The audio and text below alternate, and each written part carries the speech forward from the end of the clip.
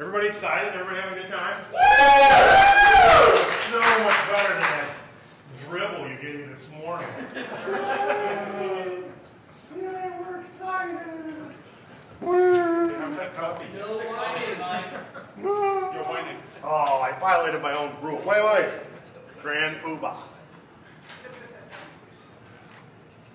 It's going to get really dark in here. As soon as I figure out this. It's a good thing I don't operate spaceships because that's not the right one.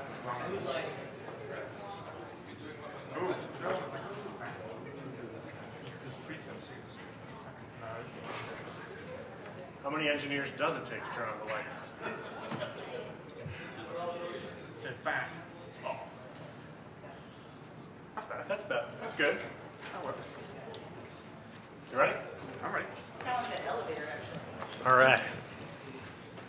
Go ahead and go. You're good. I get to present the slide as well. Okay, I'm going to introduce myself before I hit go, because I've only got 5 minutes and not going to waste a lot of introductions.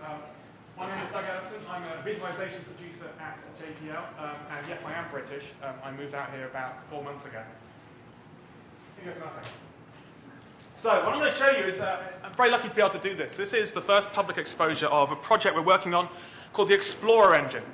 This is our group's attempt to try and solve something of a difficult problem. And that problem is that the solar system is exceptionally large. It covers kind of 12 scales of magnitude from a person to the orbit of Pluto. Spacecraft are traveling exceptionally fast, and yet you're watching it in a map, it's not moving. And we've got spacecraft that can be moving incredibly quickly, but things happen incredibly slowly. And we've tried to explain this to people. There are lots of traditional ways of explaining this to people. We can show you orbit trajectory maps, or flyby trajectories, or kind of a pre-rendered visualization, or animates various pieces of data, but I think we can and should try and do better. We've done better for Earth science. Some of you may have heard of a project called Eyes on the Earth. That's what this is. This is real-time Earth observation satellite data in your browser on a 3D Earth showing actual orbit trajectory lines bang up to date. You can get data from this one. In fact, I was showing someone earlier. Today is carbon monoxide, or carbon monoxide over Russia with those recent fires. But can we do that for the whole solar system? And the answer is probably yes. We know where the spacecraft are, we know what data they've taken, we know where all the planets are. If we tie it all together with some contextualized content, some tours, and some tools, we come up with what we've called the Explorer engine. And it looks a little bit like this. It's a bit dark, hopefully you can see it. This is running in real time in 3D. These are screen-captured movies. And you can see we've got the solar system here, a few spacecraft. You can zoom in and out. You can run time forwards or backwards. You can zoom down to very small scale or very, very large scale. Here's, to give you an example of where the technology goes, AcromSat's about the size of a golf cart. We can zoom out past the Earth, past the inner solar system, watch Orion deconstruct itself.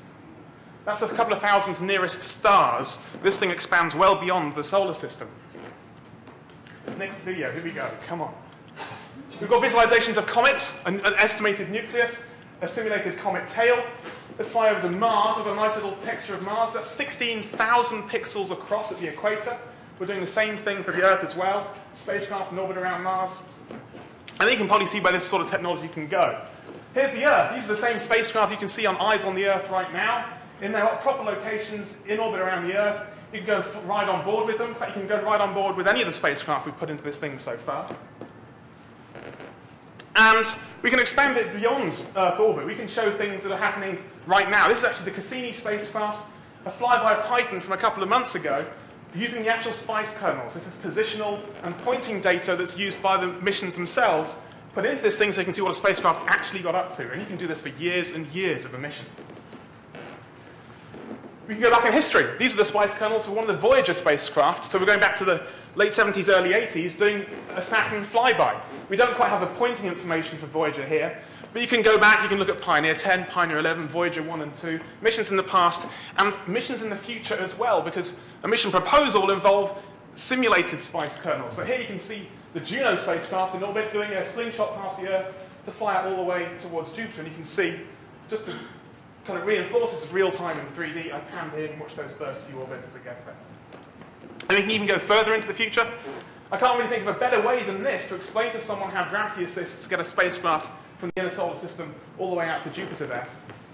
These aren't working too well on this screen. If you want to come have a look at this afterwards, I'll show you it on my laptop.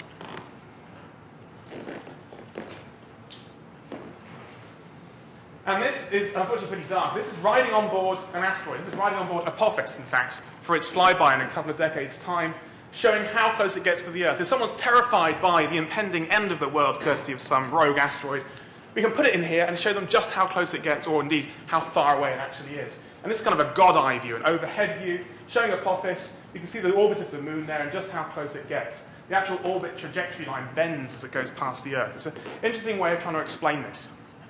Now, these are all kind of things that have happened in the past, things that are happening in the future, kind of historical or predictive.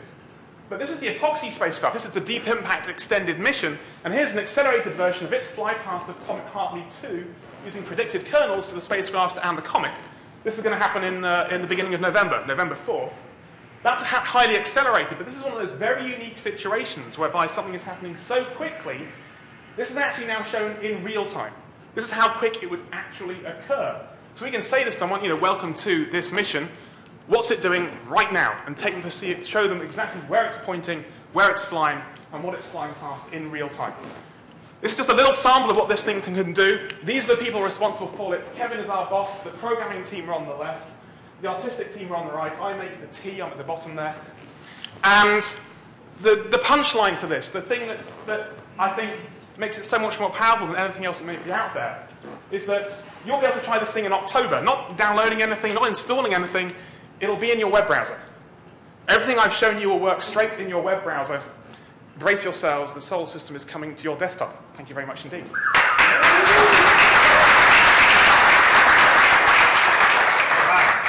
Okay, questions for him real quick? Yes. Looking at the video you showed, it seems quite similar to Celestia. Yes, the analogy to Celestia is one we've made ourselves. A byline we've often come up for is this thing is Celestia for the rest of us. I sometimes struggle to get Celestia to do exactly what I want to do. I'm never sure if it's up to date. I'm never sure if I'm using something that's wrong, and sometimes it doesn't work. With this, all of that is taken out of your hands. It's everything we want to show you up to date, as accurate as we can make it, plus that contextualized content that we're going to be bringing into it by the time we release it in October. Would be open source or API available? No, it's using the Unity 3D engine in your browser. At the back. Is there plans to bring citizens in so they can inject content? We want to try and engage people with a kind of a 2.0 version. We want to try and bring in some social media, have people sharing views or kind of building their own favorite solar system and things like that. It's all a case of time and money at some point in the future.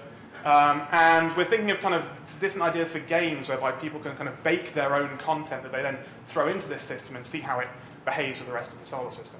So yeah, it's something we're looking at. If you've got some good ideas, come and find me because I'd love to hear them. Yes? For an engine, is it for the version coming out in October? Yes. Pre-programmed, is it predefined applications or can it build? No, it's a built, managed thing in a browser. It's not something you can take off and play with, tweak yourself. It's on its own, defined, the content defined by us.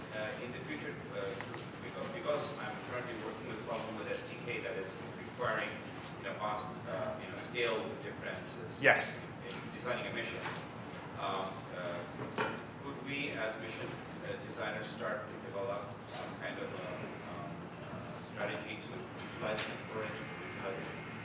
Come and speak to me. We could certainly do something. We could certainly go down a route whereby there'd be a means for you to inject your own stuff into it. Yeah, exactly. We pull Spice files straight off the PDS and dump them straight into this thing. 50 to 100-year-old, whatever mission that's going to exert any point. Currently, this thing, in terms of time, this thing runs from 1950 to 2050 right now. So, fit it in that box, we can get it in there. Aren't you kind of competing with Google and Microsoft? I don't think they do something like this. I don't think they do something that is coherent as this and takes. Maybe not as detailed as the orbits and. Yeah, I mean, for example, we're not going to try and compete with Google Earth or Google Earth turned on Mars mode with this sort of thing. We're not going to be able to zoom in, zoom in, zoom in.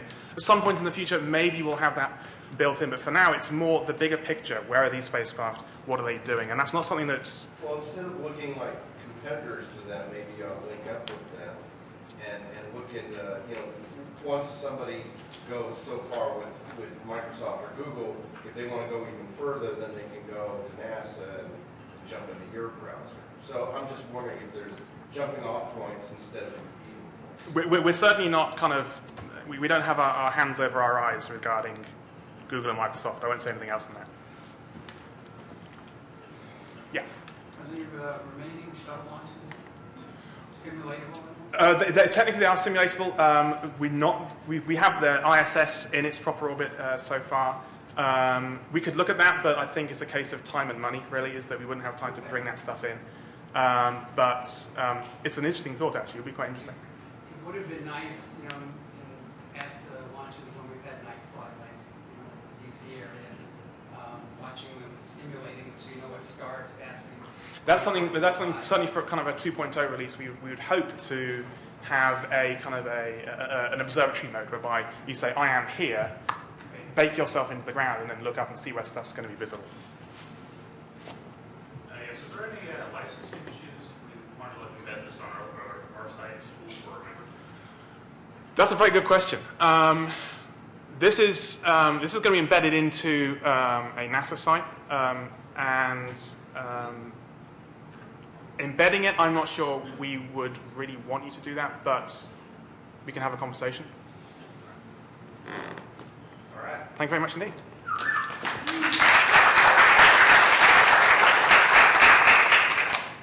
Next up, Tim Bailey.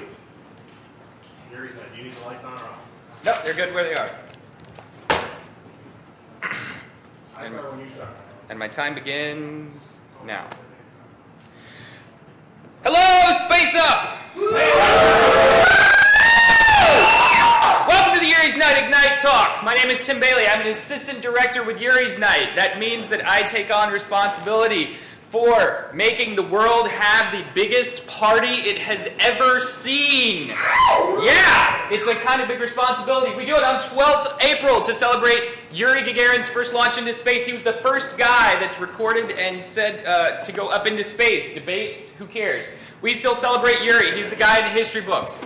Also on April 12th, we have the first space shuttle launch. It is a cosmic coincidence that the space shuttle happened to launch 30 years from the day from the very first person. So we have the first guy to go up, and he talks about how beautiful space is, how amazing the planet is, and that we need to save it. And he's a Soviet cosmonaut saying these things from orbit. Not what you would expect. Then we have the space shuttle go up, the first reusable that's going to take everyone. So we decide to have a huge party to celebrate, and thousands of people show up. It was supposed to be only one party in LA, and the rest of the world, through the Space Generation Advisory Council, said, we wanted party too, can we do that? The answer, yes. So since 2001, we've been constantly expanding the parties. Last year, over 200 events, over 67 countries.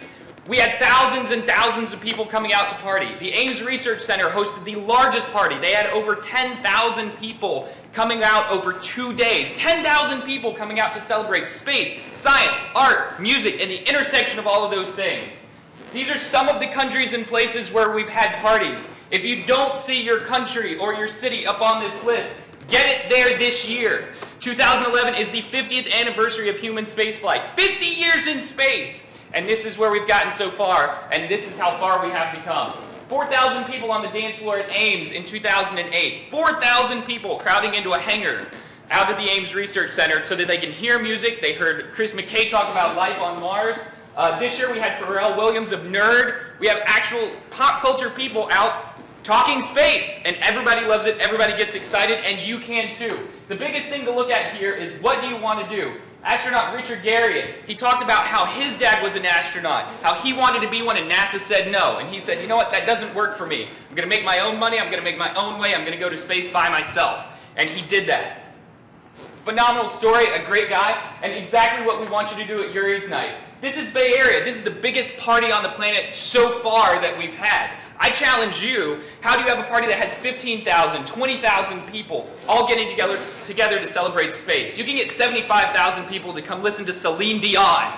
We can at least get that many people to come out and celebrate something as amazing as our home planet and the exploration of the universe. Wired, when they were talking about this, everybody assumed that people were just coming out for the music, but what really happened is that even the journalists noticed people didn't just want to see the crazy stuff. They were actually interested in what was going on in space. People are interested. They want to know what's going on. They're excited by what's happening in space. They just need to be able to connect to it in a way that works for them. And that's what Yuri's Night provides. Anybody can get involved. Anybody can be a part of it. If you're an artist, musician, scientist, astronaut, mom, dad, kid, it doesn't matter. Yuri's Night is for you, and there's a way that you can celebrate. So all of these things, this is Ace of Cakes. They actually made a cake that looked like Jupiter and set it spinning with its moons, made a Hubble Space Telescope all out of cake, and put it up at the Goddard Space Flight Center. That was on their premiere episode for that season. Everybody loves this stuff, and the best part about it, the thing that I really want you to get, is that it's you that's making this happen, and it's you that's going to make it happen next year. So we came from all over the United States, all over the world to SpaceUp DC. Well, what we want to do is take this back out to the world. I want every one of you in this room to host 5 parties. I want you to go out and get 5 of your friends in different cities to do things. It doesn't matter if it's in Beijing and you have 3,000 students at a university, if it's at your house and you have 10 people watching Spaceballs, or watching our global webcast that we're going to do on Spacevidcast. Toronto got their Science Center involved. The Academy of Sciences in California has been involved. Everybody can do something. If it's your kid's classroom, if it's your baking club, it doesn't matter. Everybody can do things. Down in the Space Coast, we had a big party at the Astronaut Hall of Fame, and we ended up with people doing the hula dance, learning how to hula up on stage. The center directors, former astronauts, all up there having a good time, and people connected with what it was to be involved with space. Space does not mean that you sit behind a desk. It does not mean that you do equations all day. It does not mean that you are boring. Space is fun. And this is what Yuri's Night shows people. Everybody involved with space, everybody in this room is a real human being that loves to have fun, that loves to do cool things. And most people don't know that. So Yuri's Night is your chance to get together with them, show them that you're awesome, show them that you can have a fun time, and that is what we want you to do. Host your own party, spread the word, create a community that gets excited about things, go have fun, whatever that looks like for you, and we will see you on Yuri's Night.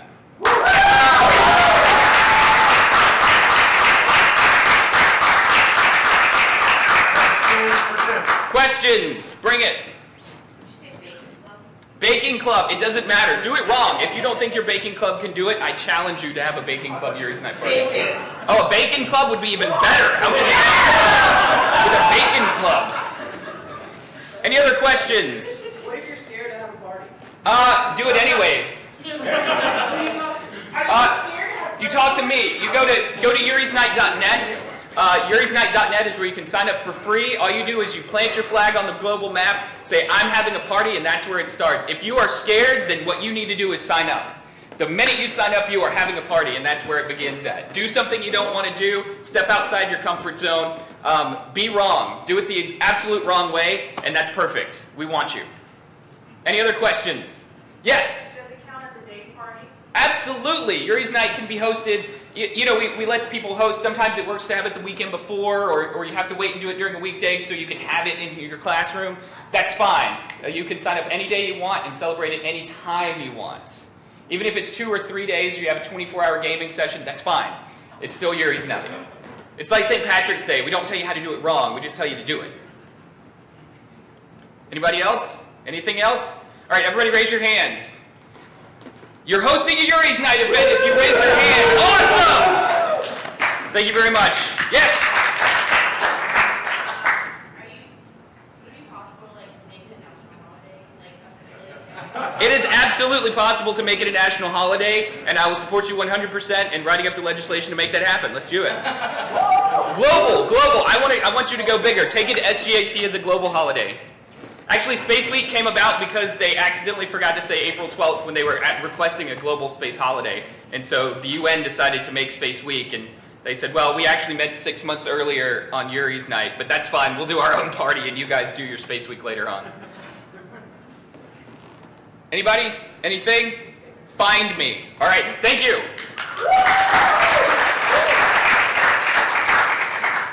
Alex in the room? Yeah. All right. You're up.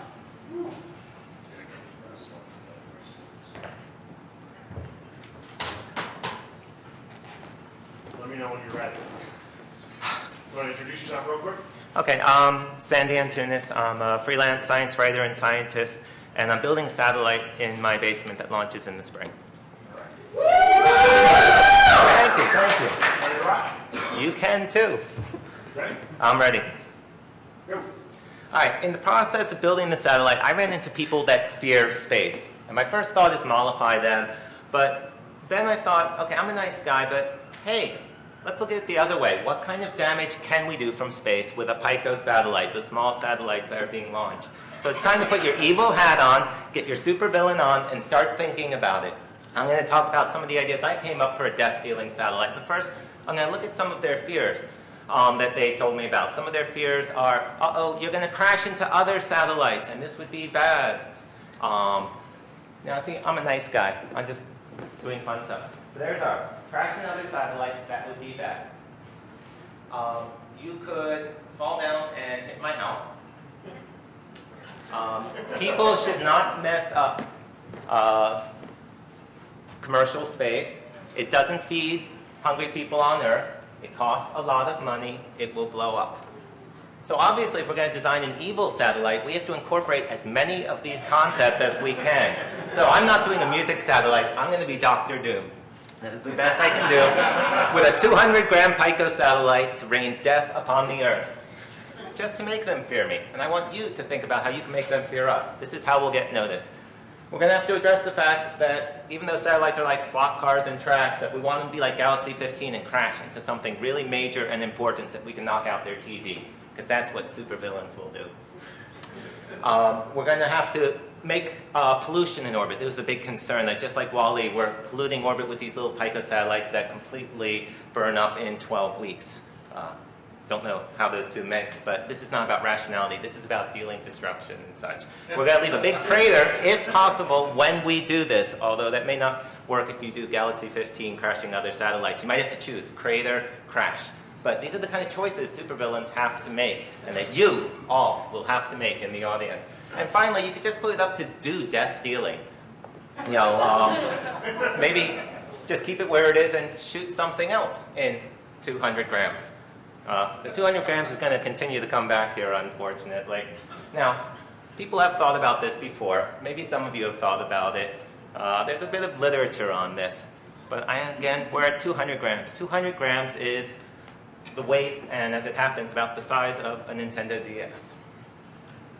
So, we're going to have to make a Nintendo DS kind of thing that can cause damage. Now, in orbital speeds, it's doing about 6 megajoules at the speed it's going, about 1 kilogram of dynamite, if you can deliver it. But that means you're going to have to hit something and break orbit. So obviously, you've got to add tentacles. Tentacles are part of every mad science thing. But my idea, take monofilament, fishing line, have some weights that you can deploy it out in some way. The best way to deploy it is from the show Babylon 5, where you have something rotating. You just open the door, maybe a little spring to kick it out, and your Star Fury on Babylon 5 drops out through the orbit. You could do that. You could have these monofilaments things. So suddenly you have a really big reach, almost like a net for your satellite. So you're much, much bigger than the teeny 1-liter soda bottle that you're going with. All right, so now that we're big, we have to kick it into a different orbit. Because if you're just in your orbital slot, you're not going to hit anything. That's why they do orbit. You're going to have to go eccentric. You're going to make your lifetime shorter, but you're going to have to kick it, so you need some sort of rocket engine. Now, you can put like a model rocket engine that you have on the ground if you can solve the oxygen thing. Of course, you're going to have to get past interorbital systems who do the launch, because they're actually going to look. So you paint it to look like a capacitor on your electronics board. So now you're able to get your thing to go into a wildly eccentric orbit, and you've made it bigger, so you're more likely to hit one. And then, ironically, you now pray that you're going to be able to do damage in your rapidly short lifetime orbit before you decay and totally come up. And so the conclusion that I came from all of this is that I kind of suck at being a supervillain. Because that's the best I could do with 200 grams. My challenge to all of you is, they fear us, let's give them reason to fear us. Let's try and come up with ideas of neat things you can do in orbit that people haven't thought about, because it's fun. Now, the reason we don't do this in real life, you have to invert it. Would we do this? No. Because in rocket science, hard is fun, but not fun stuff is hard. And that's some of what makes us rocket scientists. So I'm going to say, well, time to take the evil hats off and get back to our real world. But, you know, if you want to think about these kind of things, these doomsday scenarios or being a supervillain, do it. It's fun. It's a good thought exercise.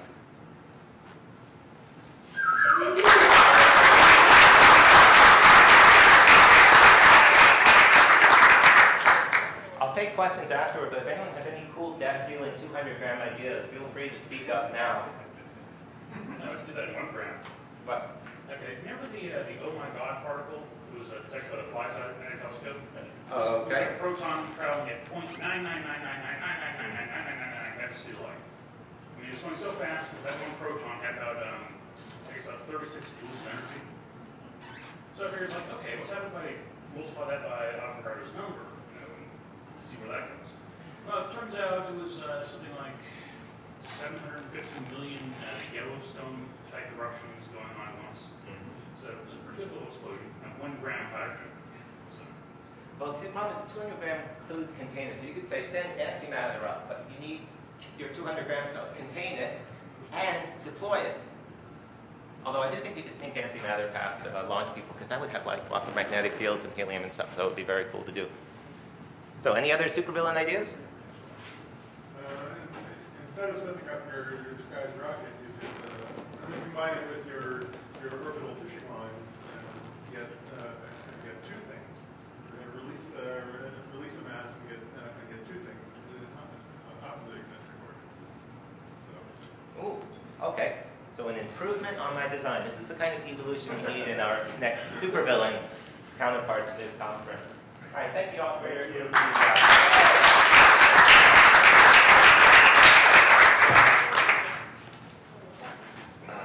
You're going to introduce yourself? No, go. All right. You spoke. Hi. Number one, I want to thank the sponsors and the organizers for SpaceUp, because I think the ability to come and to talk space and to talk to a different group that I don't normally get to talk to is a great opportunity for me. I think it's a wonderful thing that what they've done is they've brought the U together. And I want to, number two, say that obviously I'm the only guy here with a tie on. I'm going to be very boring compared to everybody else, especially compared to Tim, but everybody else, because I'm not going to have some fancy slides. In fact, you've just seen the same slide twice, and you don't even know it. You're on number 3 already. 5 minutes is a long time to talk. So what I was going to use this time to talk about was the other things I want to say. But first, who is this guy up here in the suit and a tie? My name's Ken Davidian. I currently work at the FAA Office of Commercial Space Transportation. I'm an aerospace engineer, mechanical engineer by education. I've been working for NASA most of my professional life, but we jumped out of government service for about 5 years. Worked for a company called Paragon Space Development Corp. A cargo lifter, worked for X Prize Foundation for about 15 months. Left there about a year before Bert flew and ran. Okay, oh, this is great. Okay, this is a transitional, or this is a problem that you get when you go from PC to Mac. There's a series of presentations that I've done over the last 5, 6, 7, 8 years that talk about different aspects of commercial space. Currently, I'm working in the commercial space, Office of Commercial Space at the FAA. So commercial space right now is my life, and I really, really get excited about this. In my past 10 years of working, I've worked with Tim, I've worked with other exciting people on aspects of commercial space. And I wanted to touch on a certain number of talks that or topics that I can give talks on while we're here for the next 2 days. One of which is the AST Research and Development Program that's currently being developed within our office. We just recently announced the selection of some centers of excellence, which are 2 universities, 2 university-based teams, University of New Mexico and Stanford University. So I want to be able to give news about that. That's something that's real exciting. Our office is going to be doing on the our office is going to be doing on the order of $4 million of research a year. And you're talking about an office that has a total budget right now of about $15 million. This afternoon, I'm going to be doing a presentation that hopefully will look a little bit better than this. It's a presentation that I'll be giving in about a month at the IAC in Prague. It's on suborbital markets, the emerging suborbital markets, and applying something called disruption theory or innovation theory by a guy named Clayton Christensen. Here it is. Hit it a couple more times. This basically is an animated slide. There you go. This is a basic model of the innovation theory that we apply to the emerging suborbital markets. So I'll be giving that talk this afternoon. It's a paper, like I said, that we've been looking at applying industry-level market theories to the emerging commercial space markets to get a better understanding of how policy or acquisition strategy by the government should be applied to maximize the possibility that we can get these markets, hit it a couple more times, get these markets to fruition. This, by the way, is a plot of about 14,000 suborbital launches that have taken place throughout history. And these points down here, these little red squares with black outlines, are V2 launches, by the way. So anyways, these are all slides from that talk. Now, here's the list of presentations again. The ones that are in yellow, talking about AST research, the centers of excellence in the suborbital markets. Those are the talks that I stuck up on the board today. Once I understood what was going on and figured out the process here, I decided to pull back some talks that I had put on there because the talks will do better with, some do better with presentations, some without. One of the talks that I wanted to give today is on the introduction to our office, because a lot of people don't understand necessarily what the FAA does in space, in commercial space, and what our role is. So I wanted to be able to give the presentation about who we are, what our role is, and how we work to encourage, facilitate, and promote commercial space, as well as to ensure the public safety for the commercial operations. So this is a nice chart that came out okay, that shows an overview of all the regulations. It's the most boring thing in the world, but it's something that we're doing, and we're trying to minimize the regulations on commercial space to make sure, again, that the industry can be successful. One of the talks that we gave earlier this year in Boulder, Colorado, at the Next Generation Suborbital Research Conference was about what are the regulatory implications on scientific payloads that are going to be going up on suborbital rockets, and what happens when people start flying with their payloads. So we can talk about that as well. Another presentation that I give in association with my work with AIAA and the commercial space group there talks about what is commercial space. The term commercial space, people don't know what it really means. There's a definition that came out in the policy, but it's still up for grabs. This, by the way, is a chart that shows the overview of the U.S. government's participation in space. So just to get your arms around what's going on in commercial space is a big deal. And so we could talk about that as well. In conclusion, again, I want to say thank you to the organizers for doing this. This is very much like improvisational games. It's improv theater, and I think this is a really exciting thing to do. We really, really do need to take chances, and if you're afraid of something, try it, because there is no real sense of failure there. And again, the final thoughts for me come from Bill and Ted's excellent adventure. Be excellent to each other, and party on, dudes. That's it. I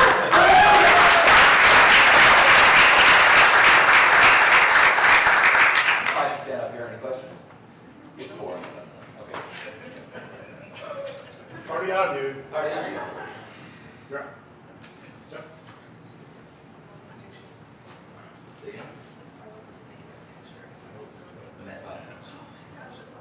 Right, you sure you rolled it up properly. You want me to get a cue as to when you're hired doing? Yeah, sure. You can load it up now.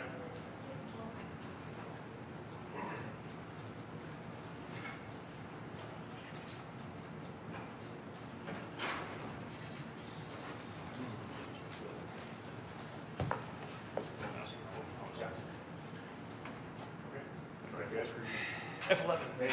Anybody know how? Hold on. I got two screens. I'm getting there, dude. Yeah, kind of. No, this is a pretty bad picture, by the way. Just before I say anything, well, there's one big problem with it, but I'll talk about. Yeah, there's another big problem with it. There it is. Okay. So one problem, I didn't know what the hell. I thought this was just like a regular picture of disco. It's actually Saturday Night Fever, and it's actually from the late 70s. So it just goes to show that walking on the moon is actually older than disco. See, other few things. Pink Floyd's album right here was actually 1973. This was 1972 December, as you can see there. And some people always say, like, this was the last time we walked the Godfather on the moon, or, you know. But the biggest problem with this picture is, in December of 2012, it will be the 40th anniversary of not walking on the moon. And I, for one, don't really want to see a 50th. So, without much further ado, my name is Jason Marsh, and I'm starting a space program. Wait for laughter to die down. Okay. Now, big difference. Now, this isn't. I'm sure a lot of you have heard of like open source projects like that. This is kind of that, but it's a little bigger. It's something designed to support open source projects. It's also designed to support commercial projects. It's designed to support individual projects. It's basically a big development environment. So, collaborative development environment, skill-based matching of somebody has a question, find the person, here's somebody who can answer it. Actually, here's a bunch of people who can answer it. Dogpile on that question. Question gets answered. Repeat ad infinitum. Now, this little project is called the Open Space Movement. And if anybody here use Linux at all? Yeah. Okay. Now, do you know SourceForge.net? Sure. Okay. This is basically like SourceForge.net for aerospace engineering. And it's basically all run through one big honking website, which allows people to post projects and also have discussions on scientific topics, scientific and engineering topics of that nature, and kind of get help with developing their projects. And as things proceed, they can kind of get the projects to be funded and developed. It goes down the pipeline from pencil or pen on cocktail napkin to a draft to a design to testing, actual prototyping, then testing, certification, production, and then go on from there. 2 minutes up. Okay. Now, that by itself isn't terribly useful, but what it does is more of a means to an end, and the means to the end is getting people involved with space travel. This has the lowest possible energy of actually getting involved. You sign up. You want a project, type in the project's name, type what it is. Is it a vehicle, or equipment, a mission, a procedure, anything of that nature, and boom, there you go. Fill in whatever you want. Somebody else will come in and peer review the hell out of it, and then kind of go from there. Now, this project is kind of based on public funding, and I say that because public funding is actually something that's very powerful that people don't usually realize. If I might make an example. The NASA's budget for currently is about $18 billion. The amount of money spent on cell phones in 2008 was about $38 billion. Now, if you look at the 2005 amounts for the Apollo program, this is like Mercury, Gemini, and Apollo, spread over about 10 or 11 years. 2005 dollar amount was $170 billion. A little recent 6-month period, the amount spent on cell phones was $65 billion. So it stands to reason, as long as that trend line didn't go down, we're currently spending more on cell phones in 1 year than the entire Apollo program spent in a decade. Now, this doesn't mean we have to stop buying phones or anything, but it is a useful barometer of what people have in disposable income that they could throw into spending on rockets. Speaking of which, if anybody's heard of the Copenhagen suborbital project, we are supporting them. They're definitely in our line of hey, we have a project here, we'll help you support it. And we've raised about $1,500 for them so far. I have like a little $5,000 grant we're planning as soon as we launch about the end of the month or so. And so far, they've spent about $200,000 over the last 2 years. They've had a lot of donations and donations of hardware and equipment, but their actual out-of-pocket expenses were $200,000. Now, the amount spent on ringtones over 2008 was about $750 million, $750 million. It's not hard to fund space, and this is basically the way people. This is basically the big funding, the big collaboration point for. We have cool ideas, fund them, cool stuff happens, and we publish the results, and the cycle keeps repeating itself until eventually we get to the point where suddenly we're not asking, can we fund a rocket, but how many can we fund per week? So, how many? What am I time? You're done. I'm done. Okay. Anyways, so it's openSpaceMovement.org. Don't go there just yet because we're still working on the site. We should be up by the end of by next week or so. And thank you.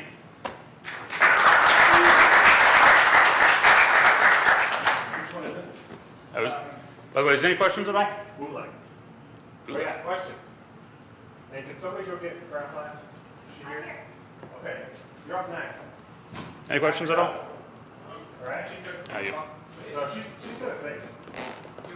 Like for serious. So you got. When you're doing these open source projects, is there any guidelines you apply? Yeah, I've talked about this with Mr. Barnhart over at the National Space Society. We generally feel the best way to handle this is one, have a little acceptable use policy or end user license agreement saying, do not post classified ITAR or proprietary, or trade secret information on here. That's one thing. Another thing is having we'll have a little cadre of moderators who run around and look at other projects and kind of monitor the site. We'll take them and have them kind of work with a what's the word for it, a liaison from the Office of Export Controls and the Department of State and Department of Commerce for the ITAR and EAR databases, respectively. So they can help, be on the lookout for how to actually monitor the stuff, what to look for, and if something happens, I'll have a point of contact to say, this happened, we're taking it off the site, just letting you know, and how do we proceed from here.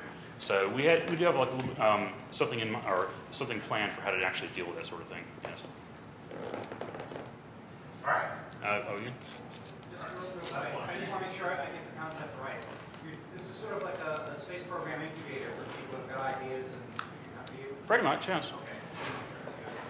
Okay. I mean, any kind of idea, you can post it on there. You can find other people's ideas, post it on there, and this kind of works from both ends of the spectrum. If you have, like, say, the requirement, start from like requirements, detail, things that we need, and on the other hand, we have like, hey, here's a bunch of cool ideas that we have no idea what they'll be used for. Somewhere in the middle, you say, well, this is what we can do with what we have, and as you kind of build up this and you build up this, then you can start doing some bigger and better things. And this is something that could make space travel happen in a matter of years rather than decades. And that's kind of an important point too, because if it happens in 10 years, and you have to, then nobody's going to care.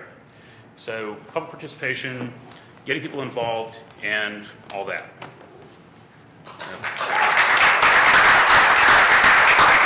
Okay, that means my time's up, I guess. Any more?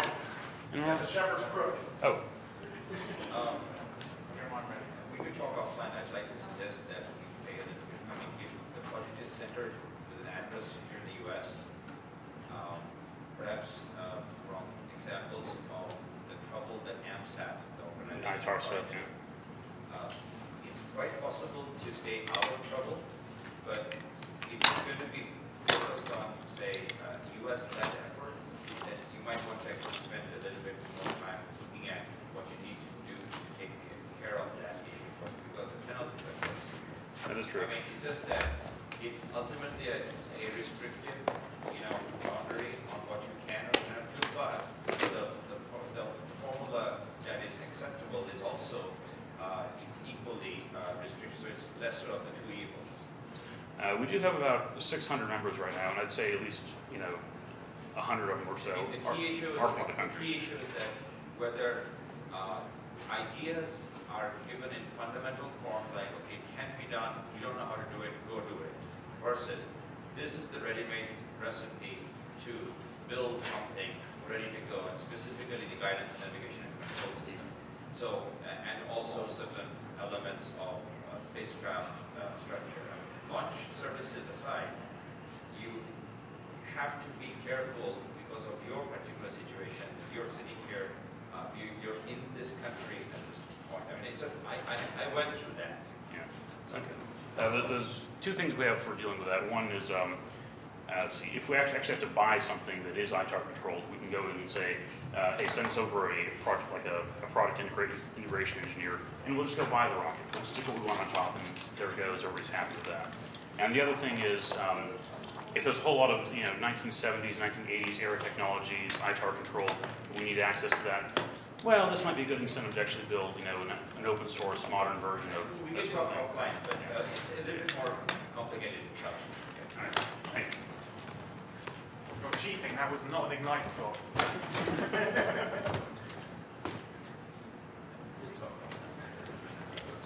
Right. I need to make one point clear before I start. I'm now not wearing my NASA hat. I'm now wearing the hat of a space enthusiast who 6.5 years ago founded a website that's now unmannedspaceflight.com. Not as a stand against manned spaceflight. I love manned spaceflight. We need heroes, and that's where we get them from. But as a place for people to go and talk about Cassini, Spirit, Opportunity, New Horizons, and various missions like that. Spring of 2004, something incredible happened. Spirit and Opportunity landed on the surface of Mars, and immediately their images went online. Immediately. Same story 6 months later with Cassini. And me, as a space nut with a bit of a hand for Photoshop, thought, I'm going to make a mosaic out of that, or a movie, or stick it together and make a color mosaic. This is a color mosaic made from that sort of data, uncalibrated, stretched, compressed data. This is by an enthusiast called James Canvin. All in his spare time, I challenge you to tell this apart from an official NASA press release. But because there are so many people looking at these images, every panorama gets made. Every map gets a new point inside it. This is a more creative version of doing that sort of thing. I had a hand in this one. NASA couldn't do that themselves. It's not accurate enough. But Craig Kavault saw that and thought, oh, well, on the cover of Aviation Week magazine. It became one of New Scientist's images of the year in 2005. The missions would get that coverage anyway, but I think this community can help. We can get even more creative. This is by a guy called Glenn Nagel from Australia. He's taken an amateur-made mosaic, which Opportunity took of its own heat shield, and then put a 3D model of Opportunity in that to give exact context. And that rover is actually to scale. That's Opportunity exploring its own heat shield. James Campen, again, is taking high-rise images. This is the amazing camera on MRO. And he's analyzing them to create a rudimentary drivability map. Say, for example, if you wanted to drive a rover from Victoria Crater to Endeavour Crater. Very, very useful stuff. Everyone needs a block diagram at least once. I've now learned that. Here's mine. This is a piece of software called Midnight Mars Browser. Google it, download it, Mac or PC. It's free. And it takes all the data that's available for Spirit and Opportunity, every single thing that's out there, brings it to your desktop and lets you reconstruct that back into 3D space. So here's some calibrated images put back into 3D space. Here's an uncalibrated PAM-CAM images put on top of that. Here's calibrated images made by another guy called Dan Crotty in San Francisco. Here's the route the rover actually took, and here is a rover to scale. And we can do this at every single point the rover has taken an image, so we can actually animate the rover. So this is amateur-made images as a background, an amateur-made piece of software, an amateur-made 3D model, and the rover is actually following its own tracks beautifully. And you can do it the other way around. You can ride on board the rover and then watch the train jumping around behind you. Because there are so many people who look at this data and understand it, they can see a news story like this, where a nut job is claiming this is a puddle of water on Mars. And we can say, no, it's not that colour, it's this colour, because Dan up in San Francisco made the right one. And Midnight Mars Browser tells us that image is up here. It's on the side of a cliff. Are you insane? New Scientist retracted their claim. And same thing again. This is the sedimentary Sasquatch. This thing was found. It went to the BBC News website. This little monkey here is about this big, because we know how far apart the cameras are, how far away that is. So one guy took that principle, the principle of seeing things when they're not there, and extended it to the whole mosaic, including the high-speed turtle at the top there. New Horizons, the first mission to Pluto. One of its scientists, John Spencer, said, we're going to fly past Jupiter. When should we take pictures? Because they'll be cool.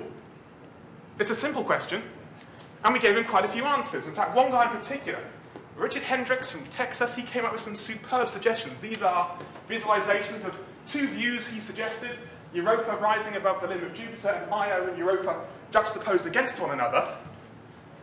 Look at that first one top left. Here it is.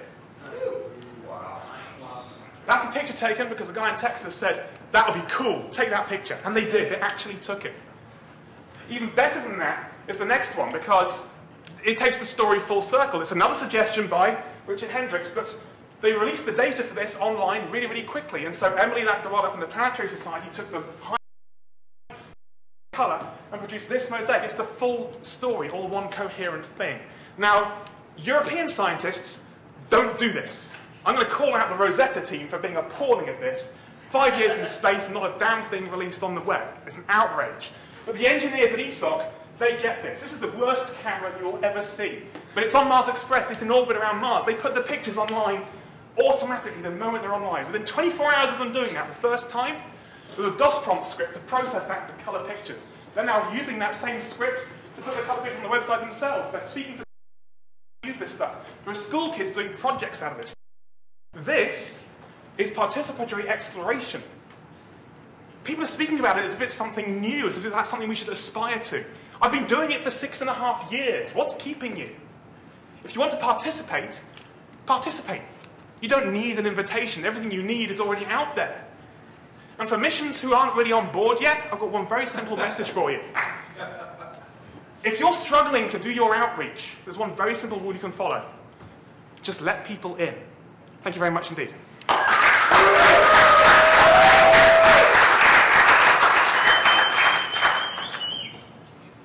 Yes? When you superimpose a spacecraft or lander on an image that they disclose, yes. What way you can keep trust when the school kid asks what took the picture? You can say that about anything ever photoshopped. Why do you say it's Photoshop that we lose credibility for? No, I don't think so. I don't think you lose credibility. I think what you get is a talking point. And you can say to someone, actually, no, this is the picture of the rover itself. And you put the rover in it to give you a sense of scale. Because without that rover, some people might not have any idea how big that sort of thing was. So I I do see your point, but I don't concede. I would never point that as a question. Anyone else? News, comment. So do you see this as complementary to NASA's outreach, or do you see this as... Absolutely. Yeah, absolutely. It's a simple addition that repays itself manifold, in my opinion. And I guess the follow-on question to that is what can NASA do to better utilize and leverage this thing that's already happening? It's a question that many missions are asking, like from future missions, and it's a very simple principle. I, as a taxpayer, have paid for this data, and whilst I completely conceive and understand that scientists have got a lifetime to get it, they have a duty to share it as well. So, yeah, if you want to share it as a really crude, compressed, uncalibrated, stretched JPEG, do that, and people will make something of it. They'll do something pretty cool with it. If you can give them some ancillary information about when it was taken and where it was taken, that's good as well. All those steps towards giving people as much information as they can. Then, for example, JPL outreach guys, they do their very, very best, but they can't put a new route map up for opportunity every single day, every single time it tries. There's a guy called Eduardo Teixeira. He does it every day for free. He wants to. He puts it into Google Earth so you can get a new point in the KMZ file in your browser, a little route map every single time the rover moves within hours. No media office can do that. And by putting the tools out there, let the public understand.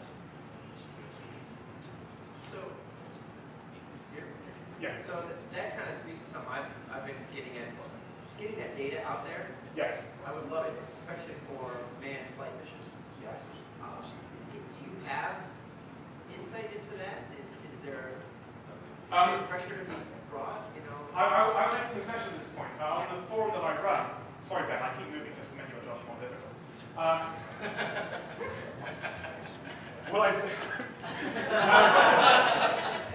This could go for hours.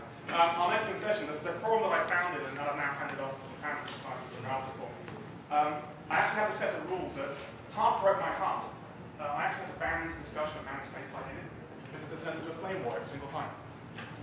Same with a couple of other issues. I think NASA's getting a little bit of the way there with putting images taken during shuttle ISS flights online pretty quick. And when they do that, you get people producing mosaics of the RPM or anaglyphs of approach, things like that. I think ITAR probably makes it very hard to do anything more technical than that. But I think there is certainly scope for kind of a more automated, all-inclusive process of, here are some of the things. Just chuck them all out there. You don't need to caption every single one. Just chuck them out there and someone can play with them just for fun. All right, I'm giving you the boot. Thank you.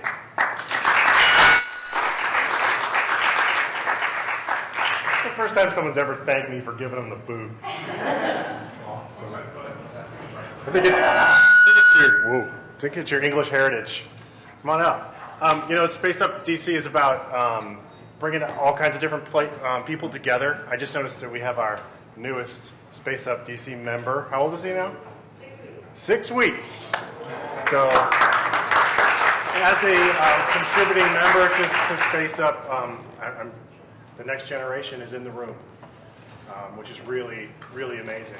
Something I forgot to say before we started today is that when you interact with the people that are here today, I want you to remember that the future that we want to create, all the resources, every single person you need is here right now. Every single person. We have access to the right people, the right things. All we have to do is do it. And that's what this is about. So, did I stall long enough? Almost. Getting there.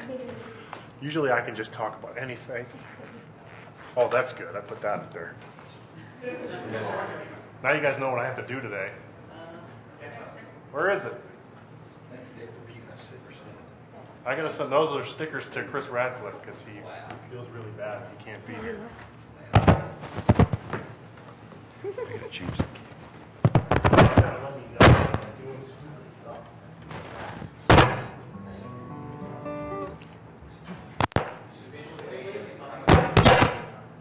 Stop.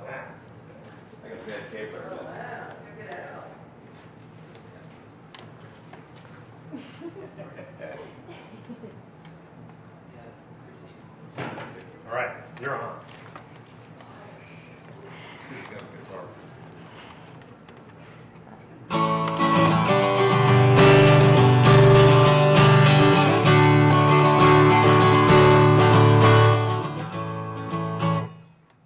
Sound okay out there?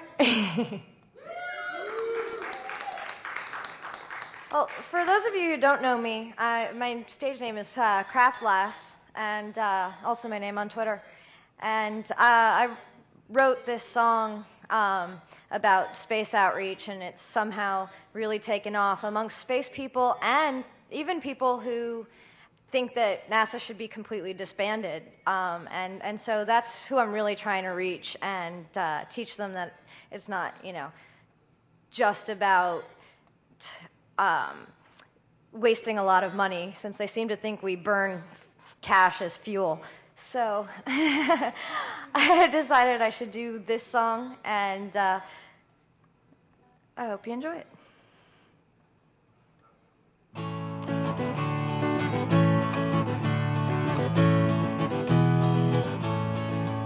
We sent men to the moon because of some lines in a speech that inspires to this day. We learn more about Earth from orbit than we can in any other way. Yet we spend and we spend and we spend and we spend on corporate welfare that will never end. Programs that waste more than they create. Yet we're happy to let NASA deflate. So let's hold a bake sale for NASA. Show our love for a program that actually works. The cookies are sure to be out of this world. We could even have Astros as clerks. Give folks a chance to learn firsthand why we need these adventures in space. How it affects them directly at home and elevates the whole human race.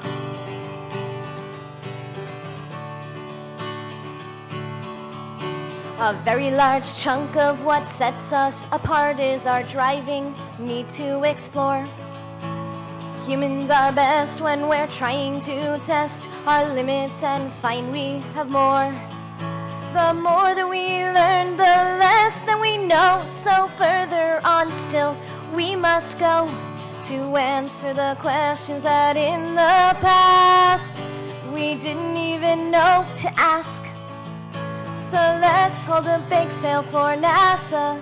Show our love for a program that actually works. The cookies are sure to be out of this world. We could even have Astros as clerks. Give folks a chance to learn firsthand why we need these adventures in space.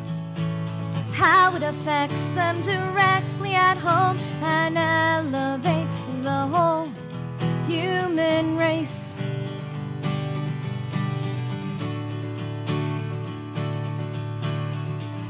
To turn this whole endeavor over to private investors and other lands would be giving up the greatest power we have in our nation's hands.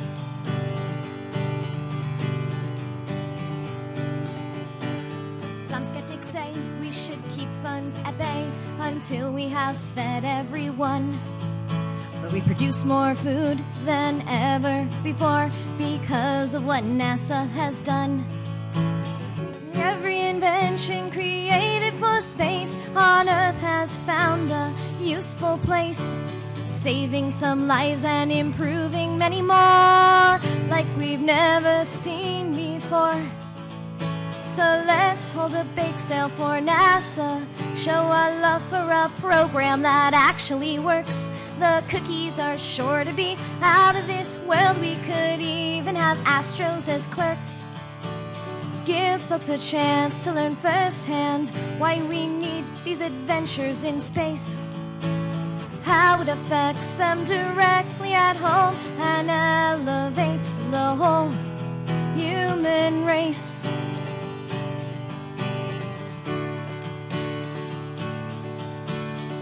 In the these days where folks are always trying to take real science out of schools, we need to step up our efforts or become a nation of fools.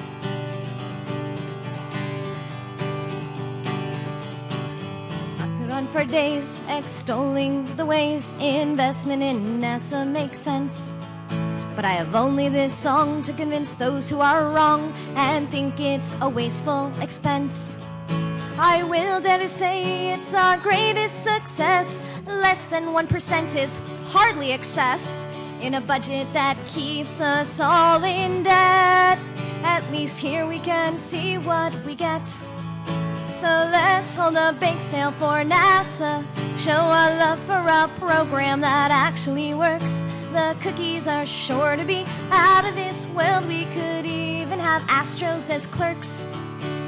Give folks a chance to learn firsthand why we need these adventures in space, how it affects them directly at home and elevates the whole human race. Human race. Humans in space.